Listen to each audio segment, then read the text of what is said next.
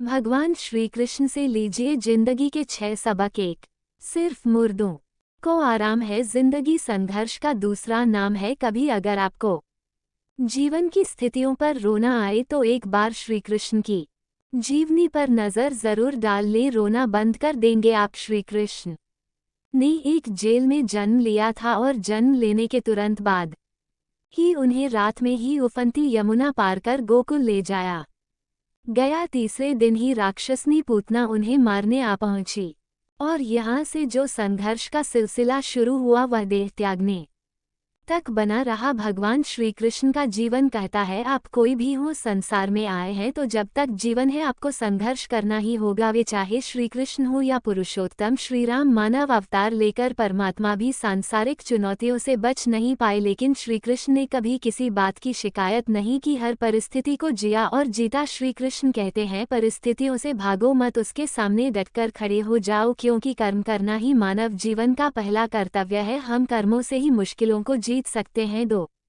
शिक्षा वही जो अज्ञान घटाए कौशल बढ़ाए। श्री कृष्ण ने अपनी शिक्षा मध्य प्रदेश के उज्जैन में सांदीपनी ऋषि के आश्रम में रहकर पूरी की थी। कहा जाता है कि 64 दिन में उन्होंने 64 कलाओं का ज्ञान हासिल कर लिया था। वैदिक ज्ञान के अलावा उन्होंने कलाएं सीखी। शिक्षा ऐसी ही होनी चाहिए जो हमारे व्यक्तित्व का रचनात्मक विकास करे। संगीत, नृत्य, युद्ध सहित 64 कलाएं कृष्ण के व्यक्तित्व का हिस्सा बनी। अगर आप विद्यार्थी हैं तो खुद को सिर्फ किताबी ज्ञान तक सीमित न रखें, अपने कौशल पर ध्यान दें, हरफनमौला बने। अगर आपके बच्चे स्कूल में पढ़ते हैं तो उन्हें अपने व्यक्तित्व को कौशल समृद्ध करने को प्रोत्साहित करें, उनमें कोरा ज्ञान न भरें। उनकी पढ़ाई ऐसी हो कि उनकी रचनात्मकता को नए आयाम मिले। 3, प्रेम बचा रहेगा, शेष रिश्तों में करें निवेश। कृष्ण ने जीवन भर कभी उन लोगों का साथ नहीं छोड़ा जिनको मन से अपना माना। अर्जुन हो, सुदामा या फिर उद्धव, श्री कृष्ण ने जिसे अपना मान लिया उसका साथ जीवन भर दिया। रिश्तों के लिए उन्होंने कई लड़ाइयाँ लड़ी और रिश्तों से ही कई लड़ाइयाँ जीती। उनके जीवन का सीधा संदेश है, सांसारिक इंसान की सबसे बड़ी धरोहर रिश्ते ही हैं। अगर किसी के पास रिश्तों की थाती नहीं तो वह इंसान संसार में अच्छा जीवन नहीं जी सकता। इसलिए रिश्तों को दिल से जिएं और उन्हें प्रेम से भरपूर बनाए रखें। 4,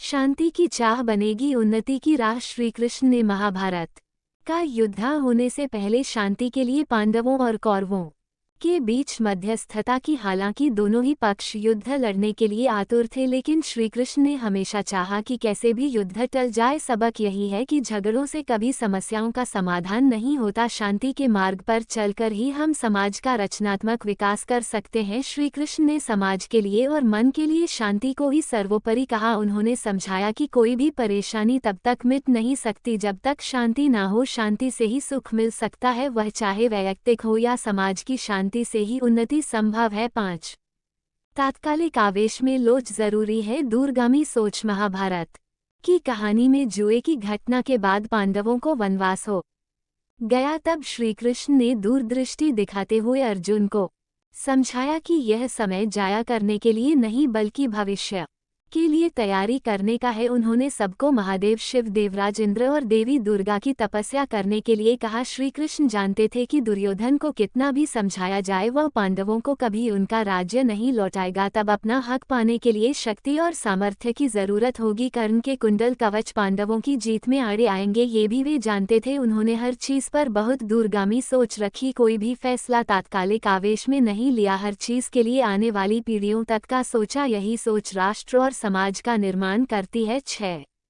मन की शांति रहे, चिर दिमाग रहे स्थिर। श्री कृष्ण को क्रोध दिलाने वाली, उन्हें अशांत करने वाली घटनाएं बार बार हुई। शिशुपाल पांडवों के राजसूय यज्ञ में कृष्ण को अपशब्द पर अपशब्द कहता रहा। छोटा भाई था लेकिन उसने मर्यादाएं तोड़ दी। पूरी सभा चकित थी, कुछ क्रोधित भी थे, लेकिन श्री कृष्ण शांत रहे, मुस्कुराते रहे, शांति दूत बनकर गए। तो दुर्योधन ने खूब अपमान किया, कृष्ण शांत रहे। अगर हमारा दिमाग स्थिर है, मन शांत है, तभी हम सही फैसले ले पाते हैं। आवेश में हमेशा हादसे ही होते हैं, विपरीत परिस्थितियों में भी कभी विचलित नहीं होने का गुण कृष्ण से बेहतर और कौन सिखा सकता है।